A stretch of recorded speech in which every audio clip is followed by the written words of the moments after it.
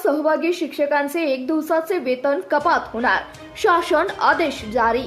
सांगली जिल्ह्यासह संपूर्ण राज्यात 9 जुलै 2026 रोजी शिक्षक व शाळा यांच्या संबंधित विविध प्रलंबित मागण्यांसाठी सामूहिक रजा घेऊन शिक्षकांनी शाळा बंद आंदोलन केलं होतं। यामध्ये सांगली जिल्ह्यातील 3271 शिक्षकांनी सहभाग नोंदवला होता। यामध्ये जिल्हा परिषदेच्या प्राथमिक शाळेतील 2981 शिक्षक आणि खासगी अनुदानित शाळातील 290 शिक्षकांचा समावेश होता।